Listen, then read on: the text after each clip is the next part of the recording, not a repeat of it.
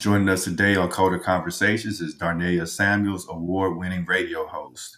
It's definitely a pleasure to have you on the show. I hope I pronounced your name correctly. Thank you for having me. Yes, it's Darnea. Just think about your knee, and then you'll always have it right. Thanks for coming on tonight. Sure. Thanks for the invitation. And I'm your host, Kevin. And I'm Brian. So yeah, just to get started, do you mind giving our audience a little bit about your background? You seem to have a lot of extensive experience in media, especially with radio and just broadcasting. Yes. So I started my broadcasting career in 2008, a year after I got out of high school. So it's been 17 years and counting. Started off in television behind the scenes, but the majority of the work has been in radio, whether in production or on the air. So I've had a good mix of both and a wide variety. So either in sports, news, or music, that's where you can find me in radio these days. Awesome. Did you intend to go into radio, or was that kind of where the opportunity was? Because I know you just mentioned television. Yes. Well, I wanted to pursue radio after I went to school for broadcasting. I learned how to do television, broadcasting, radio, video production. And out of those three, radio is what really stood out. It felt like you could be more creative, you could be more yourself. And it just kind of resonated with me, especially if you're on the radio playing music. And I've always loved music since I was a kid. So once I finished the schooling, I was like, I definitely want to go into radio. And some of my teachers were on the radio at that time and on TV at the time. So I had a good set of instructors to lead me along the way. And I always enjoyed listening to radio as a kid. I mean, most do, but it's like you can really make a connection with the host you're listening to. So I guess over time, it was just, the seed was being planted. And then there was a particular radio host that I was hearing. Her name is Lee Hamilton. She recently passed away, unfortunately. But listening to her on XM satellite radio before it became Sirius XM and hearing her delivery, it felt very personal, like she was inviting you into her home. Hearing that was planting the seed for me to be that kind of host even before I started learning how to become a radio host. But when I did, I knew that that's who I wanted to be like. So all of that played a role into me being into radio today. Awesome. And so, what do you think of TV in general? It's the lessons that I learned there definitely help in radio. There's a lot that goes into a TV broadcast, especially with the news. You may just see the people who are on the camera, the anchors, the reporters, but there's always a team of people behind the scenes Yeah. that help things run. So it's like in order to have this well-oiled machine, you gotta have people in there. I mean, when I was working TV, it was at least maybe 6 to 8 people in the control room getting things Wow. together, whether it was teleprompter like I did, or you're on the floor directing, letting anchors know how much time they have coming back from a break. Whether you're running the video or the character generators, like if you have someone's name below their face, things like that, all kinds of things. There's a lot of people that help make a TV broadcast go smoothly. So, I mean, TV is great. There's a lot more eyes on you, of course, because you can be seen. So there's a little added, there's an added layer of pressure with that. But Added touch. Yeah. yeah, yeah, but it's good. I mean, people still turn to it for news and entertainment. So it's a good avenue. Mm. And something I've heard about the radio is that like the focus is more on you because they don't have like the visuals to distract them. So they're more like you're really narrating what they're picturing in their mind versus Yes. Yes, and it's been said that radio is theater of the mind because you can really create a picture by your words only because people are not seeing you. They can only hear your voice and they can create pictures based upon whatever you say or how you describe things. So that's why it's more of an intimate format because if you look at someone on TV, you see what they look like. There's no other way to determine or interpret it but what you see. But in radio, somebody can be in a cold room, but if they speak of things in a warm manner, that's what you envision because of how they describe things. So radio is Wow. unique in that way. And I've Mm. heard it say radio is like a good companion. You can listen to radio while you're cleaning, while you're doing other things. You can take it with you, so to speak. But with TV, you gotta be sitting down and looking at it to get the most out of it. Yeah, I was reading over your bio. It's really extensive. How did you get into all of this? At first, how did you get into it? Well, it seems like when looking back at the things that I've done, one opportunity has led to another. I mean, it all goes back to going to broadcasting school. Like I was mentioning, it was the Connecticut School of Broadcasting in Virginia and learning how to do radio, TV, and video. But once I got into the profession, then one thing leads to another. So the first job was in television, then the next was radio, and then it was kind of a back and forth, and Okay. then getting back into radio mainly at Sirius XM and running audio, and then doing other things with the music shows. I know you'll touch on, and that led to documentary opportunities for narration.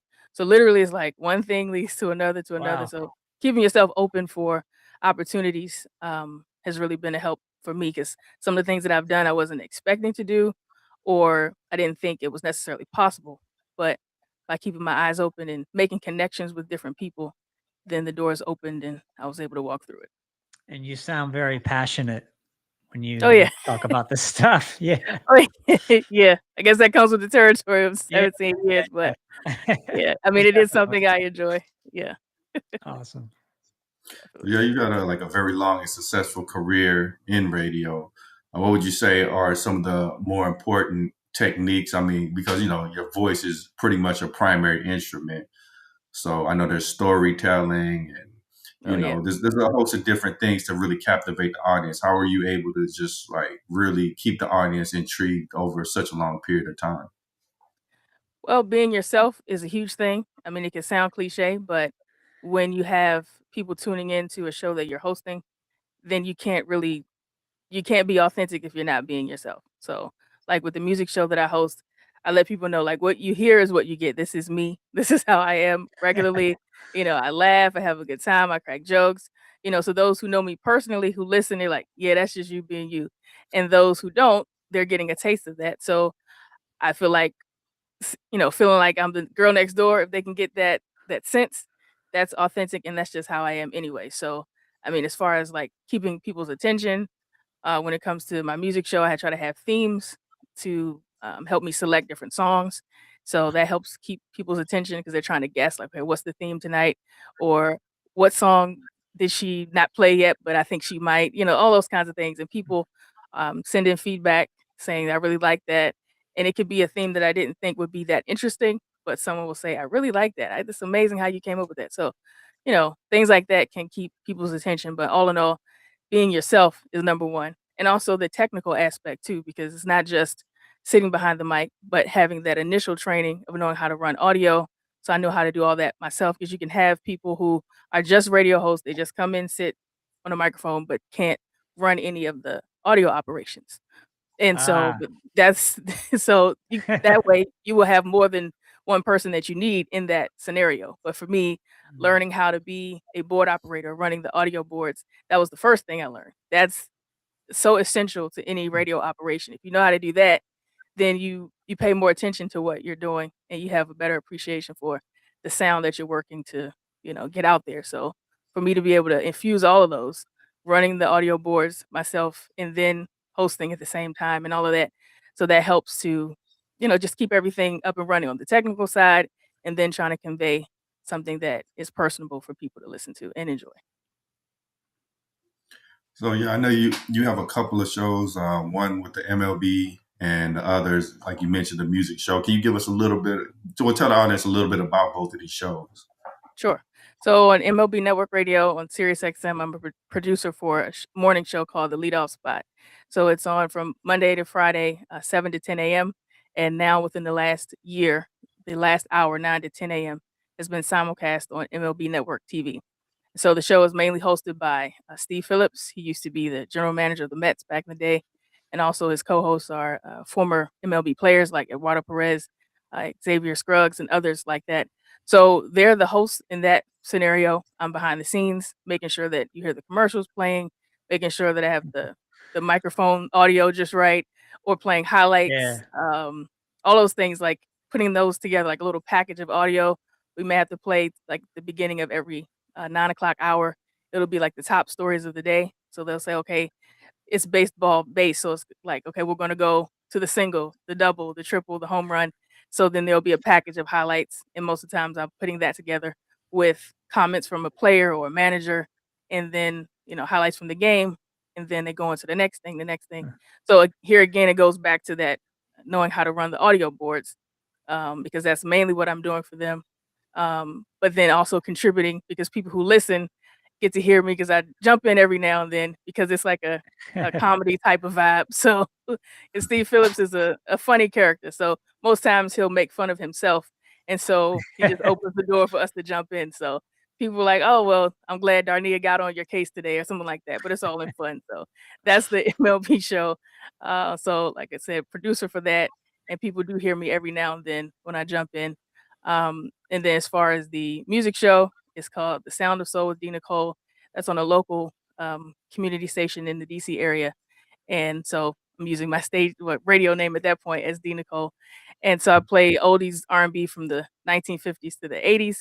And so, using the unique perspective of being a child of the 1990s, I'm technically not supposed to know anything about this music, but because I was raised on it by my parents, then I enjoy it and I know a lot about it and have been privileged to interview a lot of artists from that time period. So, have a good time with that. So, you get both scenarios, you get the music, the love of music from me, but more so you hear that as far as the music show because you hear me talking more about it and letting you know about the artist. But you still get a little comedy from me with the MLB stuff.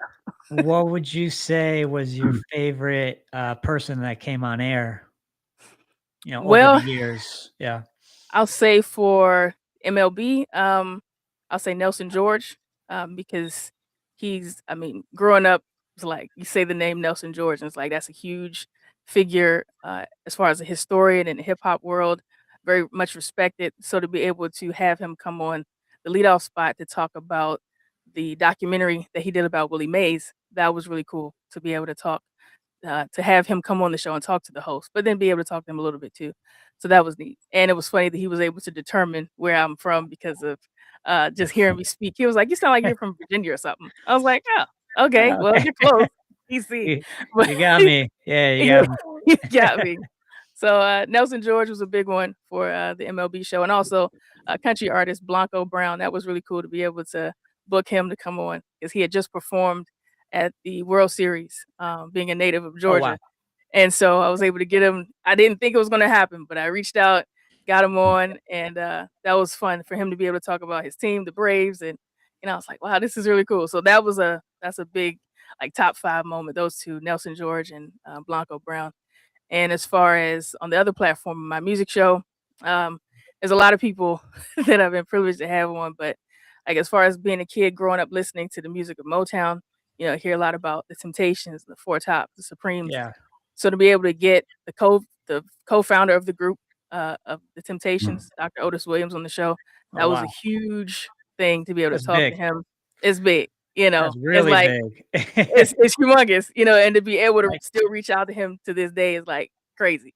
that's like as So high as you could go pretty much in yes. soul. Exactly, exactly. Like, you that's Wow. the creme de la creme, so, yeah, that was a huge one. Definitely a huge one. Yep. I see you got a Philip Ingram from Switch as well. I did. He's like a big brother to me, so he's crazy, but in the best of ways. Because if you talk to Philip any length of time, you'll be laughing till your side hurts. But, I mean, he has great stories about the music, so I've had a chance to interview him twice, but, I mean, he's more so family than just a musical guest, but, yeah, Philip is great, and him and Switch came to the DC area a couple months ago, and I had the honor of emceeing and, introducing them, bringing them on the stage, so that was really fun. So it's great to have not just interviews with people, but then they become part of the family afterwards. So a lot of people I've interviewed have been able to keep in touch, and they're really like family at this point. I know a lot of people, they might not know who Switch is, but that's pretty much the group El DeBarge's brother, Bobby DeBarge, founded, and Yeah, Philip Ingram is James.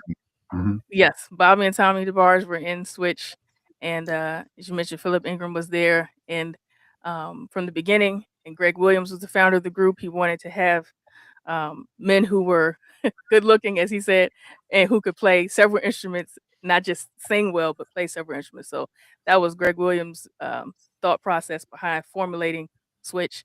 So that's what they got, and they had hits like "There'll Never Be" and "I Call Your Name" and "Love Over and Over Again" and all that stuff. And being in the crowd where people were listening and hearing them sing those songs, even though some of the people aren't there, but still having originals up there like Philip Ingram and Greg Williams. The women were still screaming. Everybody was singing to the top of their lungs. So the music never dies. I mean, so it's great. That's Definitely great. awesome. In Yeah. terms of, the booking side of things, do you handle that or does someone else come in and do that for you? Well, for my music show, I handle that myself. So I'll be reaching out to the representatives of the artist and then see what we can work out from there. Sometimes it's been that I've talked to the artists themselves right away. Other times it's been their representatives. So it's really Okay. it just depends. But I'm the one reaching out to set it up. So, just let them know like, hey, it's just gonna be a fun conversation, like family talk about what you've done and just let's have a good time with it. So That's awesome. yep. Yeah, you never really know who's gonna come on unless you ask. 'Cause I know you've been True. surprised a few times. I have. I have. I mean, you reach out and you're like, "Oh, that was okay, cool." I mean, like thinking back to the interview that I had with Jennifer Holliday, the original Effie White from Dreamgirls, and reaching out to the email address, I thought it was her representative, but it was her herself that was reaching back out to me. I was like, "This is not something you Wow. have every day." So Yeah. it was a truly cool experience, and still be able to keep in touch with her as well. So I'm like, man, this is it's really been cool to be able to keep in touch with people like that and to get them to come on my show and have them tell their story. So, It but yeah, sounds definitely like been surprised. it sounds like you've made some really nice connections over the years. Yes, yes. And I will say one of those connections, when I said earlier, how sometimes one opportunity leads to another. Literally, one interview that I did with a lady named Lois Harris Powell. She was part of one of the first successful girl groups from the doo-wop era in the '50s called the Chantels. Literally talking with her. Um, I talked to her before the group came to my area for a performance, and I said, "Well, I would love to see you, but the show is sold out." She said, "Well, call the lady who booked the show, Beverly Lindsay Johnson, and see if you can come." So I said, "Okay." I was familiar with Miss Johnson already, but I hadn't met her personally, maybe 1 or 2 times. So I Okay. called and said, "Hey, I talked to Miss Powell, and she said to talk to you, so I can come to the show." She said, "Okay, cool. So you can come." I did. Met the ladies of the Chantels, Mhm. who were three of the originals there, and a new member. Met them, and ever since then, I've been working with Miss Johnson. So if it wasn't Wow. for that one interview, it wouldn't have led to that. So many things have come from like one opportunity leading to another. So that was a huge example of that. Yeah, me and Kev often talk about, you just got to be open, and the concept. I like the saying, a closed mouth doesn't get fed. It's true. It's so true. If you have to ask, like, I Yeah, asked you to come on, and here you are. you did. Just as simple as Yep, that. I asked that's right. nicely, and you said, Yeah. yeah, sure. Yeah, yeah. I mean, you never know what could come of it. And it was interesting. One of my mentees that I'm still close to, he reached out to me on LinkedIn. That was um, his first contact with me ever. Back in 2018, he was just fresh out of college, looking for ways to get into the business, any advice, and he reached out and asked. And so I looked at it and I was like, this seems very sincere. So I replied back and helped him get on his way. And now he's a popular sports anchor in Baltimore, the Baltimore news station. So, like, Wow. wow, like I've watched you grow. Very Oh, cool. Very cool. Yeah. so Yep. you're a '90s baby. I'm an '80s baby, but I know Mhm. like me growing up, I was listening to like old school music and even like middle school, and that wasn't Mhm. the cool thing to do. I was made fun of. Was it like that when you grew up, or were Well, people more accepting? I'm sorry you were made fun of. That's no fun. Um, I don't think my classmates really knew how much of the old school music I was listening to, because I also listened to what was new at the time. Like if it was, we're going back to Usher, Monica, uh, Blackstreet, whoever it was at the time that was popular, Maxwell, whoever. I was listening to them just as much as my classmates were. So whatever was new, I was listening to that too. But at home, with my parents, whether in our house or in the car, I was listening to the oldies, Motown, '70s soul, doo-wop, whatever it was, I was listening to that. So I didn't necessarily mention it that I was listening to the oldies, but people knew I was kind of old soul anyway, because some of them called me grandma, and I was like, all right, I'll take that. But so I guess they could just figure I was their age, but I acted a little bit older than them. Yeah. I mean, being a musician myself, I really appreciate stuff like Sam Cooke. I feel like Mhm. That's some of the highest level that you could go with soul. Oh, yeah. I've liked him for a long time. People would probably be like, "And what the hell? Why are you listening to this?" But I was born in '87, and yeah, just like Kevin said, growing up, listening to older music is not always popular, so you don't necessarily talk about it with your friends. You Mhm. just kind of do it Mhm. behind closed doors. But like you're saying too, whatever was modern at the time, Mhm. like Blackstreet or Tupac or Mhm. whatever's on the MTV on the radio. Right. I was right there with that as well. Exactly. Exactly. I mean, and there's nothing wrong with having an eclectic taste because really, like in my high school years, really starting to hear the sampling that people were doing.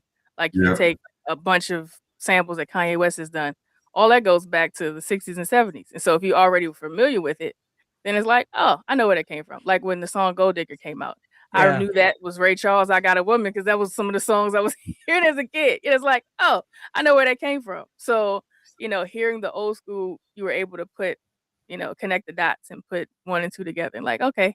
So it's not necessarily that he came up with this on his own. He created a sample of it. Where was the original? Where did it come from? So, I mean, like I said, Sam Cooke, all those guys, old school people still enjoy it today. A buddy of mine does a tribute show to Sam Cooke now. So, I mean, and the music is still relevant. People still appreciate soul music like that, especially when it talks about social issues and things of that sort. So, I mean, Yeah. it always Right. resonates. Always resonates. Yep. And like you mentioned, like a lot of that '90s music, it was built on top of, if not just outright, just remaking a lot Mhm. of those '70s to Yeah. '80s songs. Escape, Who Can You Run To? I know, I forget who sung that originally. Was it the Jones Girls? Or Who can I run to? Yep, the Jones Girls. yeah. Mhm. Yeah, they did that. And Shirley Jones from the group, she still performs and she'll let you know, like, hey, we did that first. So, but yeah, I mean, it's great when you hear newer versions of songs, and because it makes you want to hear the one that was done first. So then that really adds to the audience members of the first group or the first singer who sang a song. So it all helps out. It all helps. Now, it's amazing how musically rich like the '70s, '80s, and then even the '90s, where there was like so many new genres coming out as well. Like you even had like techno and Yeah. house and Mhm. Mhm. rap. It's Yep. just amazing how much music, like how much diversity there was in music. Oh, definitely. I mean, you're still feeling it today because you got fans of all of that, all those genres still out today. And even if back in the day somebody didn't necessarily feel into it, they're into it now. Every genre of music has its legion of fans. So, you know, people who may not have thought rap would stay around, well, it just celebrated Still 50 here. years. So it's not going anywhere. I mean, you can debate the quality of it nowadays, but Right. the genre itself, it's not going anywhere. So, and like you said, house music, people still like to party, so that goes with that. Techno, same thing. So there's something for everybody in all of those genres for sure. Now, for the older stuff, do you like jazz, or is that something that you never really got into? Well, I was always listening to smooth jazz when I was a kid because there was a smooth jazz station where I heard people like Kenny G, Kirk Whalum, Yeah. Gerald Albright, people like that. If you talk about the traditional jazz, I could listen to that. Started listening to that a little bit later on, and I found out that was kind of like the music that my great uncle James liked listening to. And because you have people who are the jazz traditionalists who don't necessarily like smooth jazz because it's a fusion. They're like, nah, that's not the real deal. But I can appreciate both. No, I can Well, appreciate both. it's interesting because people like Miles Davis, very, very traditional at Yeah. first, but then he would just switch it up out of nowhere. It's like, okay, now I'm doing this. Hmm. Now I'm doing fusion. It's like you Yes. never thought I was going to do fusion, but now I'm doing fusion. And Yeah. just I love all that stuff. My favorite is probably Bill Evans trio. Bill Evans played with Miles Davis on Kind of Blue, which was Hmm. the big Miles Davis album back then. Yeah. But yeah, he formed his own trio called the Bill Evans Trio, and that's, I guess you would call it like post bebop. Hmm. That's pretty much my top when it comes to Cool. jazz. Yeah, Yeah. I mean, it's great music no matter how many decades pass. Me talk about bebop. That's like, you know, people were hearing that 30s, 40s, 50s. but it still sounds good. I mean, you hear something from back in the day, like, wow, this is cool. I mean, there was a clip from it was a vocal group, I think from the 50s or something. And somebody was like, this is the first rap, before Sugar Hill Gang or something. But it was so many of these things that was around, just didn't have a name for it. But, you know, bebop, you take the beat of that and put it on something else. Somebody say, well, that's hip hop of today. But, it's just great music, and, you know, you can enjoy anything, especially the old school, because you heard the artistry. This wasn't anything that was digitized. This was the real deal. People, putting their talent in the instruments, and you knew it was legit. I think like an era that I would really want to go back to listen to the music is probably the '70s, because you had big bands then, like Earth, Wind and Fire. Like 10 guys on stage, many of Hmm. them, some of them just playing instruments, but others singing and playing instruments. Like, and Yeah, we don't yeah. really have No, you don't. I mean, like you say, EWF, you got Cool in the Gang, there's Confunction. Yeah. Even when you mentioned Philip Ingram of Switch, Switch is a band, but like he would mention, people always view them as a singing group because of the sweet, voices that they had, but they all play different instruments. But that in itself, to be able to do that and sing, is a huge deal. I know you don't see that today. Like if you go to somebody's live concert, you got people playing the instruments, but not necessarily a band where that's their intention to go out and play the music and sing. It's like, okay, we sing Right. or we play is one of the not both. Yeah. Yeah. Yeah, it's kind of like, oh, go ahead, Brian. Oh no, go ahead. I was like a lot of nowadays more like, I guess, like synthesized music, where the live show they'll just hire some people to play the music, but like you mentioned, there's no like, well, more than black music, there's not as many bands as there used to be, where this guy is the drummer and he's been a drummer for 10 years, and Hmm. I think it just Yeah, gives a different feel than just having that cohesive band. it Yeah, does. I mean, I spent some time out in LA previously, and what I noticed was a lot of the players that you'd hear about, they're session musicians, they're studio musicians, and they're just kind of on call for all the big gigs. And Hmm. I was getting smaller stuff, a lot of stuff off Craigslist, and I did that until I was about 30. But then what happened then is you kind of get hit with ageism in music, and it happens very early, especially with rock. They're like, "Oh no, we want the 27-year-old, the 25-year-old," and so like once I hit 30, everything kind of dried up. So I headed back east where my family is, and I've been in New York for a while now. But it's all very interesting, just thinking back. Hey, well, you go where the work is. And it's said that people will limit you based on age. It sounds kind of like sports a little bit. And, I hear it Yeah, all the time, like, oh, he's 30, he's old. And it's like, hey, right. It's like, calm that down. Calm what are that you down. talking about? You know, you know, like I'm in my mid-30s. Don't do that. You know what I'm saying? But that's what people think. But I mean, Yeah, how can you have someone have experience? If they have experience, that means they're getting older. So it's that's right. unfortunate that people will, label you as old just because you've been doing something for a long time. I mean, that's typically a good thing when you have experience. Yeah, no, So not yeah. so much with jazz, because jazz is more traditional and it is played by the greats who are, Yeah. a lot older. But for whatever reason in rock, they want you to be like, 18, Hmm. 22, 25, not older than 25, even you'll see some of these listings say. So it's, Mm. yeah, I think it was a bit of a surprise for me. And I'm sure it's a surprise to a lot of other people too, just hearing about, how it goes with session work. Hmm. Oh yeah. And then if you have, like, I see you play the drums, you do percussion. If people like what you do, you can be hired by a certain artist to be with them every time they go to a certain spot. So like you Right. have when artists come to DC, they don't necessarily travel with their band, but they know there are certain artists in the DC area that they want each time.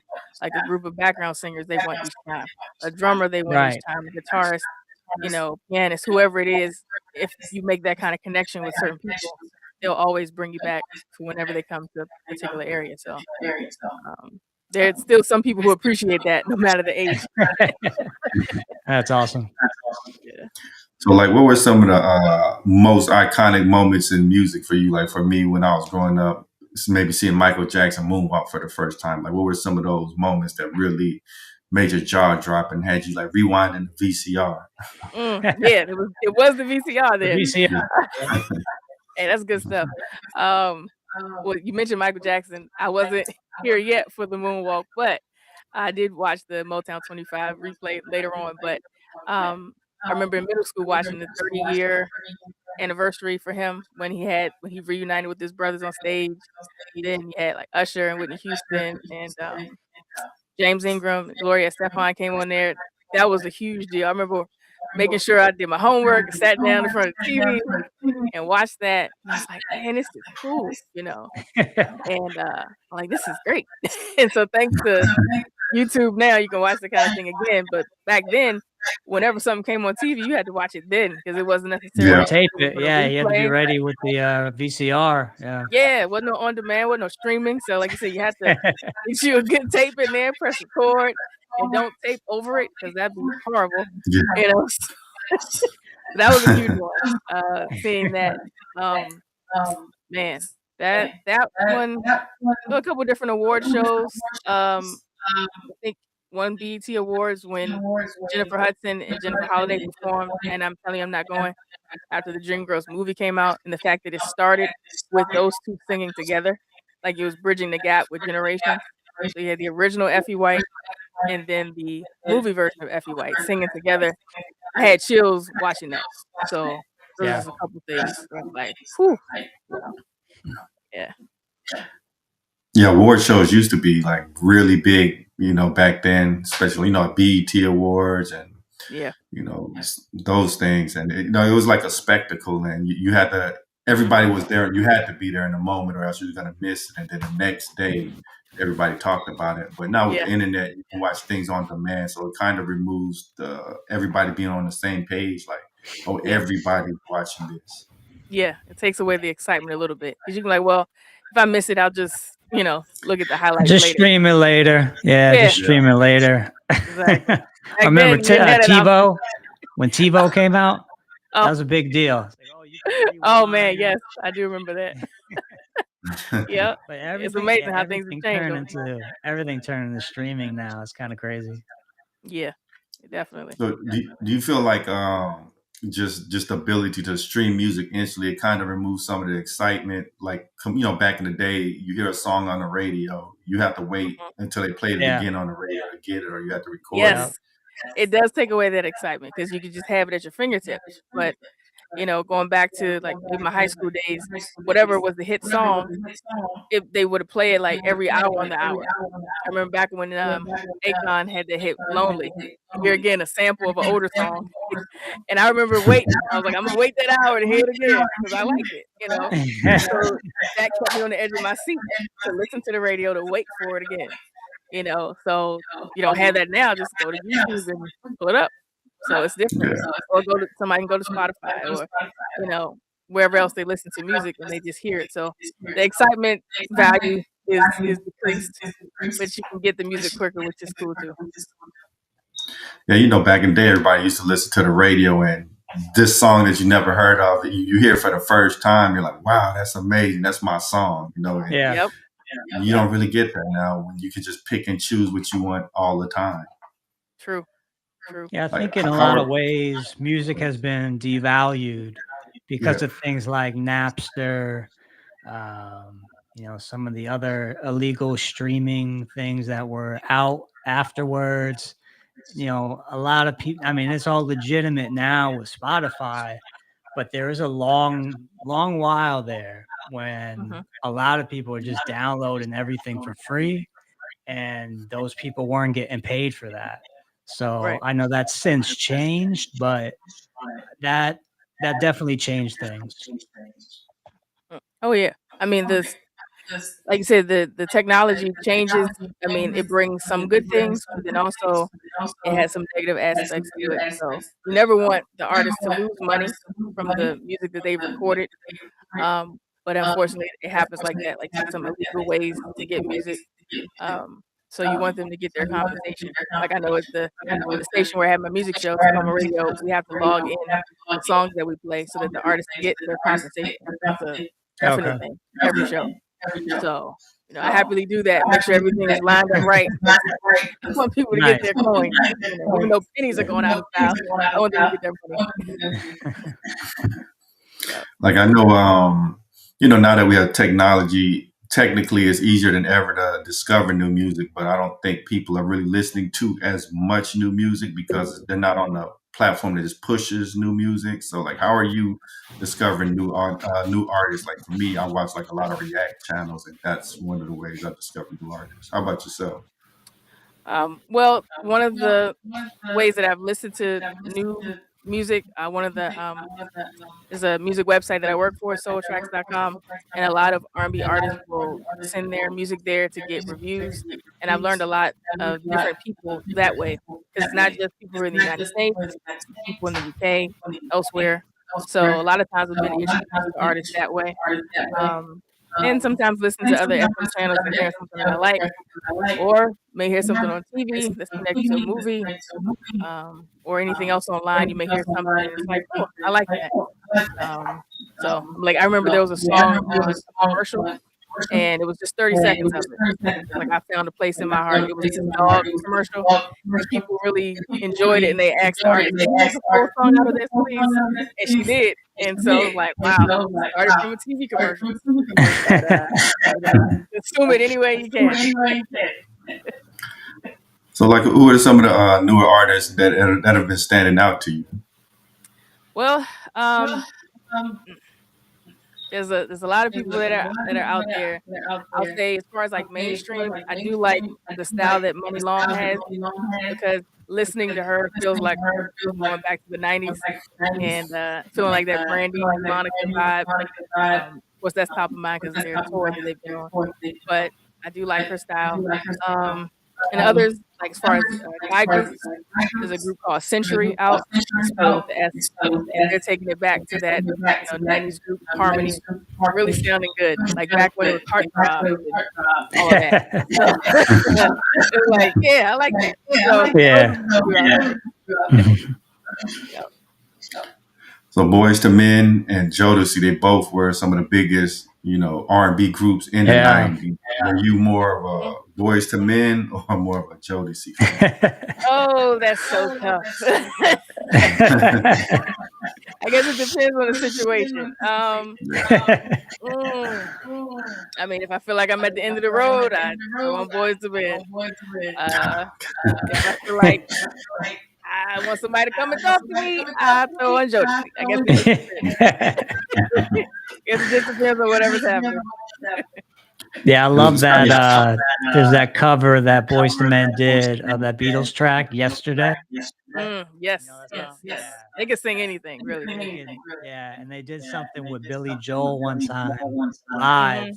They did his track, it's called The Longest Time, Yes, and I like it's that like, song. it has all the voices in the background, so Boyz II Men did all those voices, and then you had Billy Joel singing, the lead. It was pretty cool. Yeah, and it reminds me of when they did their doo-wop album a couple years ago, going back, paying Yeah. tribute to the roots of R&B, and that song "Longest Time" was inspired by doo-wop anyway, so it really made sense for them to do that kind of song with him live. So that was cool. Boys to Men was like massive in the 90s, but it was just kind of weird how they just sort of just disappeared. Like Yeah, it went from 4 to 3. But they're definitely still out there. They had a Las Vegas residency, and they're getting ready to tour with New Edition and Tony Braxton. So that'll be really exciting. So they're still doing it. Yeah. 4 to 3, but they're still out there. Yeah. Yeah, I feel like 90s music just had like a different vibe. It's hard to explain, but it's just like almost just a really special era for me, especially for music. It is. It's hard to describe. Like, you say 90s R&B or whatever it is, 90s, it has a different sound to it. You just know it just made you feel a certain way. And I think that's for every era of music, but 90s, 2000s, especially for me, that was a special time anyway, growing up hearing that and getting reintroduced to the music later on too. But it's a great time. For me, I think back to, hearing like Tupac for the first time, All Eyes on Me album. I just was kind of mesmerized by the drums. I mean, they're not real drums, but by the beat that's on the Mhm. tracks. I was just like, wow, this is next level. No one else is doing this. Right, right. Well, definitely, if you play music, it's gonna stand out to you, whatever instrument that you like. And, even, like, when you mentioned Tupac, of course, his flow as a rapper was just so poetic. And then I love the fact Incredible. he actually wrote, poetry too. So, like, I Yeah. bought his book, The Rose Liquid from I Concrete. had that. It's really Yeah. cool to read that, yeah. Yeah. Yeah. So like the '80s kind of had Michael Jackson, '90s had Tupac as the iconic figure. Who do you feel like the 2000s and 2010s? Who was the kind of like the iconic figure of those eras? Ooh, that's a tough one. It depends, you had some that had their resurgence, like Mariah Carey had a resurgence in the 2000s, around 2005, 6. Um, but I mean, Beyonce became a solo artist in 2000, so you give that to her. Like with 2003 Crazy Love and from then on, she's ruled the world musically. 2010s, oof, it's up in the air. It could be her. It could be anybody. Things really started changing with music then, so, uh, yeah. I mean, I know Drake had um, Mhm. his like his first hit, what, '09, so then the 2010s, you really started to hear him a lot, so it just depends what you really like. So this might be kind of a weird question, but it's like growing up when I was in high school, Bow Wow when he was on TV, it looked like he was like 5 years old, but then I come and find out he's like 37 or something. Exactly. Yeah. That makes you feel some type of way because 'cause you're like, "Oh, I thought you were 2." But, it's just like, "Oh, you're an adult?" Like, "Oh, okay." Oh, And then okay. to see him have a teenage daughter, it's like, "What is wrong? This is not okay." So, but yeah, it's crazy to see that. Oh, well, who was what was the soundtrack of your life like in high school or like college? Who were the like predominant artists that really stood out to you during that era? Mm, I would say, well, you had the resurgence of Mary J. Blige during that time, so I really liked, uh, the music she was releasing then. Like, around 2005 was, like, a good sweet spot for me musically, and it's funny, I did a special show on Tacoma Radio, not my typical show with the oldies, but I did a show where it was just strictly on the music that I listened to in high school. That was, like, the greatest time I had on the air, playing songs by, um, Yeah. Mary J. Blige, and since I'm from DC area, we have go-go music, so play some of that. Um, Trey songs from his earlier, discography. It was so many people. A group called Cherish. It was a lot, but definitely as far as bigger names, Mary J. Blige with her resurgence, like after "Be Without You" and that big hit, and then, um, you know, it that was a huge thing. Like I could listen to that album all day. That And the one like that she was on some hip hop stuff like Talib Kweli. I think the Mhm. song I Try. She's doing Mhm. she does the Yes. chorus too. Yeah, that was a big one. Yeah. Yep. Yeah. Yeah, definitely. She can do anything. Yeah. I know Go Go did have a bit of a push when A. Marie came out with her first album. With one thing, yeah. I think Hmm. she did, when she did her Tiny Desk performance in DC, she had some go-go performers with her on that to bring it, she had that energy there, so but yeah, I'm a DC girl, so I love me some go-go. Like in my high school years, there was a group called Mumbo Sauce.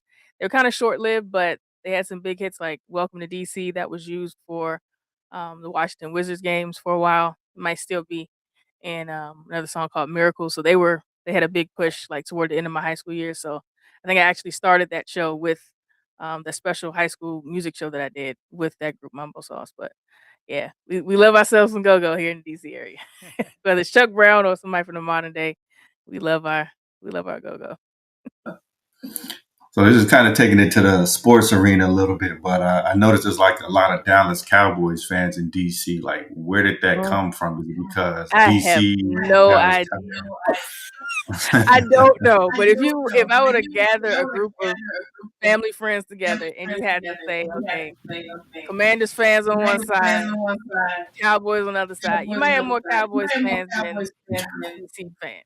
I don't know what that's. I don't know, but I could do a poll and it's like, yeah, most of them is Cowboys. I don't know where they came from.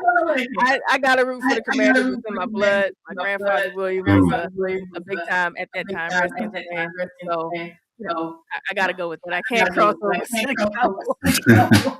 No hate. I can't. Yeah. Last year y'all had a great year. I don't know what happened this year. I don't know. And sports is funny. You can have a great run one time, everybody thinks you're on top of the world. Next moment, you can fall down to the dirt. So sports for you. It's the funny thing about sports. So, like, who are some of the other DC artists? You know, I know a lot of people don't really know too much about DC music. I don't feel like it's really got the push that maybe it could have gotten.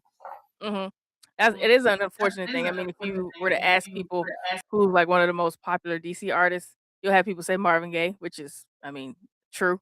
I'm sure he's like the biggest artist that's come from DC from the 60s and 70s. Another artist that came out around that time was Billy Stewart. He passed away in 1970, and there was a documentary that was done on his life that's been on PBS, and I had the privilege of narrating the latter portion of that documentary. And so he's, you still have a lot of fans of Billy Stewart today who they're older, they're senior citizens, but they still love him. Like even my grandmother, she has Alzheimer's, but if I play his music, I'm like, who is that? And she'll say, that's Fat Boy. And that's not a bad thing. That's just, that was his nickname. And so it just shows that even today that, he still has fans of his music. And of course, you got, in addition to him, Billy Stewart, Marvin Gaye, you got Chuck Brown, being the godfather of go-go. Then, of course, in the hip hop world later on, you've had Wale. So a lot of people have come from the DC area. People may not realize it, but they definitely have. So because you hear a lot about Detroit, understandably so, Motown, Philadelphia, like the '70s soul, but people do forget sometimes about DC. But we've been here, but it's been Yeah. a huge contribution of music. And one of the other projects that I was on called Nation's Capital Doo-Wop. It talked about R&B artists who came from DC and rose to fame between the 1940s and 60s. So you talk about way back, those early days. But it just shows you, even if somebody looks at the website, it's like, I've never heard of these people, but they were there. They made the music, no matter how popular they were or may not have been. There was a lot of music that was right here in the DC area, a lot of venues for people to perform, Yeah. a lot of record stores people went to buy records. There was a dancing show for teenagers in the 60s called Teen-A-Rama, where people literally came. It gave opened the door for Black kids to dance to music that was new at the time when they were shut out because of racism elsewhere. So there was a lot that DC brought to the table. And like I mentioned, the lady I've worked with, Beverly Lindsay Johnson, she's really dedicated to preserving the music history of DC because it's often unknown. Mm. So it's great to put it out there for people to see. Yeah, you really don't hear about it, or like in hip hop, obviously the West Coast, New York, Atlanta, but you don't really have DC mentioned in a lot of different circles. I wonder why that is. Yeah, I wonder. Would it be in the nation's capital? I don't know. But Yes, I we mean, do our thing though. Definitely a lot of talent in the DC area, that's for sure. yeah. Definitely. Mhm. So, I mean, you've also had a lot of talent on your show, but who are some names that you would love to appear on your show? Mm. That's always a good question. And I'll just say, like, I'm always open to whomever wants to come on and talk with me. I won't necessarily put a specific name for it, but just because you never know how things may go. I may say, hey, I want this person, but another one may come along and it might be a better fit. It just depends. I'll say the person that I would have loved to talk to that I didn't get a chance to talk to was Natalie Cole. She passed away before our show started, and she's like one of my top 2 favorite artists ever. And I end my show every time with a song of hers called "Can We Get Together Again." So if I could have interviewed anybody that isn't here anymore, it would have been her because love her music. Whether it's the upbeats or the slow jams, and just in the way she was personally, just looking at videos and things like that, she really felt like a down to earth person. And I feel like it would have been a nice conversation had I been able to speak with her. So I'm sad I didn't get that opportunity, but I'm able to pay tribute and hopefully give some compensation to her estate every time I'm on the air by playing one of her songs. Yep. That's a great point. A lot of these artists, from the 70s and earlier, they're getting older, they're passing away. So just from you having your show, you're kind of immortalizing them. You're getting their story out before it disappears. And I think that's really important. Thank you for that. And unfortunately, some who I've interviewed have passed away in the last few years. And so it feels good to have been able to help share their story in some way. Not that I'm the only person to have done it, but I know that I contributed to it in some way. Like talking about 70s music, think about the disco era, Saturday Night Fever. There's a family band named Tavares, and I spoke to the lead singer Chubby Tavares in 2021. And he just passed away in December this year. So it's this is a fresh thing. So getting the news of his death this week was tough because built a rapport with him like he was an uncle / full brother. So it was nice for him to say on his show that he was happy that all of his brothers were still alive at the time, all of them that he sang with. Unfortunately, since that time, 2 of his brothers passed away, and now him. So it's sad when you realize that that's what's going on, but still, like you said, being able to immortalize them in a little bit, in a way, just contributing to that and helping that legacy to stay fresh as it should. Yeah, so you're you're shining that light, like the spotlight on you, just kind of bringing it all back. I think it's really important. Yeah. I'm happy to do it. Because I grew up listening to the music, so it's nice to pay it forward to those who created the music. And I think we were really blessed to be able to have been able to experience their music while they were alive. Yes. And to be able to tell them, fortunately to be able to tell them, like, hey, I really love this growing up. I heard this. They're like, oh, okay. Like you had that memory. Okay, cool. So it's nice to be able to tell someone that after years of listening, like, hey, I really enjoyed this, or I like that. Or telling one artist, like, hey, I'm gonna have this song at my wedding or something like that. Like, oh, okay. Being able to make those connections is kind of cool because you may not think you ever would tell them that, but to be able to get to do that is cool too. So yeah, I mean, you've accomplished a ton in your career. Do you feel like you've pretty much accomplished everything you wanted to do, or is there still some things that have been left unchecked? And like, where do you really plan on, like maybe finishing your career? Where do you see yourself like when you're near retirement?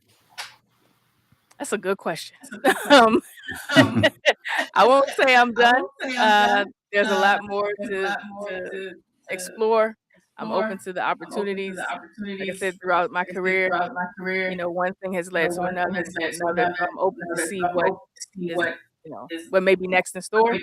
I definitely have done things that I wanted to do. I always liked watching documentaries because I felt they were very educational. To now have been a narrator on 2 documentaries that are on PBS stations nationwide is really thrilling. And to have people come up and say like, "Hey, I heard you the other day," like, yeah, that's neat. That's wild. It is. That's wild. I grew up watching PBS, and then I can sit in front of the TV and hear my voice on PBS. That's kind of crazy, but it's neat. I never expected that, but it happened, and I'm appreciative.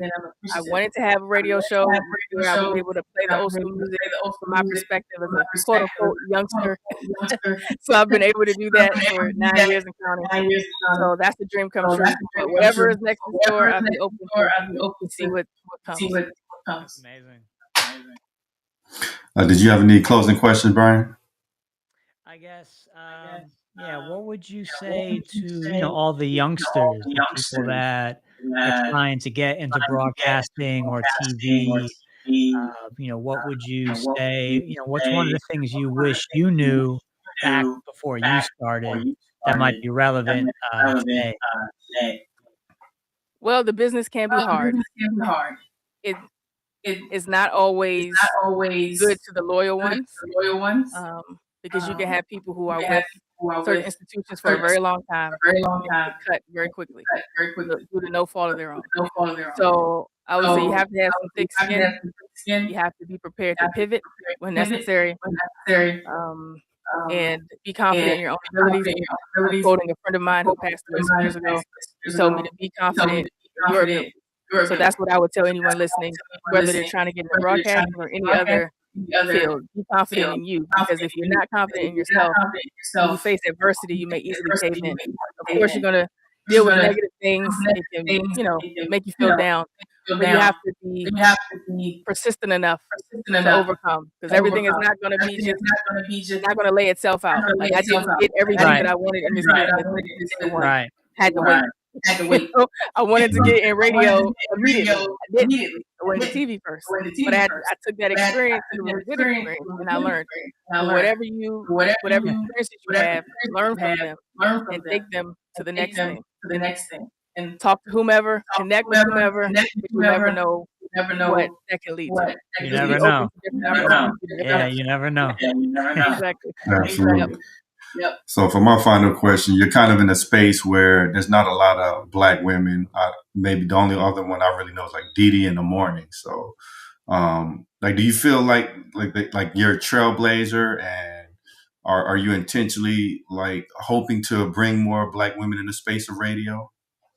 Well, I'm happy to do it. If my experience can inspire another young Black girl coming up to say, okay, I can do this too, then by all means, I want my presence to show that. I've been fortunate to be able to be, I would say, yes, a trailblazer in some ways, because even working on MLB Network Radio, currently I'm the only Black woman on the team, so the only Black woman producer, and being a voice talent for the channel for Black History Month, for and even using my voice for the soccer channel when they had their Black History Month special, and then going back to MLB for the podcast Black Diamonds, just about Negro Leagues stars back in the day. Being able to have my voice on these things that bring light to minorities in the sport has been a true honor, and it's something I never expected. But I've always loved history, and especially those who are unsung heroes, and to give shine to them. So it's like I can resonate with their stories. If they were the only Black person doing something, and it's like, well, that's me too in media in some ways. So it's like, well, it's kind of give and take, being able to help uplift their stories. So that is an honor. So I would say in some ways it's like being a trailblazer, and I'm glad to be able to do that for the next generation. That's awesome. Absolutely amazing interview, and we definitely appreciate you for coming on to the show. Sure. Thank you both for having me. It was a fun chat. Yeah, thanks for coming Before we on. get out of here, did you want to leave our audience with any closing thoughts, and where can they find you at? Well, just want to encourage everybody to be encouraged. There's a lot of negative in the world, so do something that can uplift you. And how you can find me on Instagram is DMV Radio Girl. So DMV as in DC, Maryland, and Virginia. So that's on Instagram. Facebook, you can find me at Darnea D. Nicole Samuels. So you see the first name, the radio name, the last name. And so that's basically how you can find me. So I'm there. And thanks again for having me. That was definitely a pleasure. And we'd like to thank everybody for tuning in. I'll catch y'all next time.